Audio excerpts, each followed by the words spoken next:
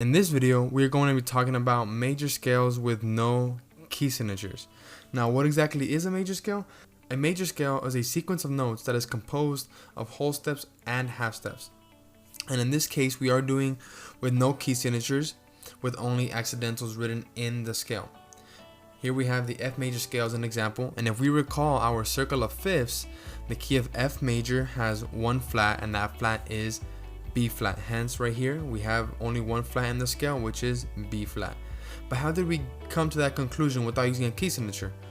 Well, there is a pattern that we must memorize when it comes to major scales, and that pattern is whole step, half step, whole step, whole step, half step. Right? So we start with a certain note. It could be any note, and as long as we follow this pattern, we can figure out the major scale of any chosen tonic, of any chosen note.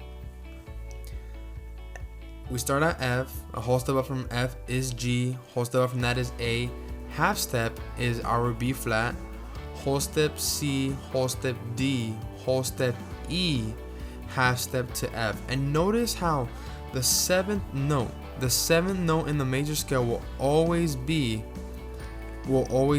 a half step away from tonic. That might help you figure out major scales again in the future. So we must commit this pattern to memory. When we do major keys in the future, it becomes easier, but first we need to understand how those major keys come about. Now, when we need to write major scales, an easy way to do so is to first write all 8 notes and then go back and add accidentals. Now what I mean by that is, here we have 2 examples of major scales, B and G. Now we can see that for the B major scale, it's B, C, D, E, F, G, A, B. And then all you need to do is add accidentals. So I always say just write from B to B, or G to G, or A to A, and then go back, apply the pattern, and add in the accidentals that are necessary. And then you can always double check with the circle of fifths afterwards. The B major scale does indeed have 5 sharps, and you can count them right there. There are 5 sharps. With G major as well, you see that it's just from G to G, G, A, B, C, D, E, F, G. Then you can apply the major scale pattern, and then you can see that it will take 1 sharp, which lands on F.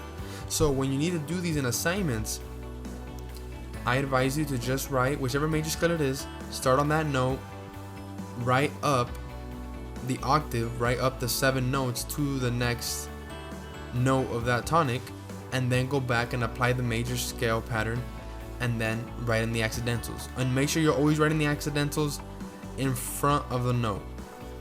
You can see the accidentals always come in front, but when you write them down here, they come after. When you write the note letter, they come after, but when you write the note on the staff, they come before.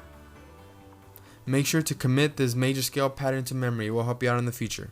That is it, and I'll see you in the next one.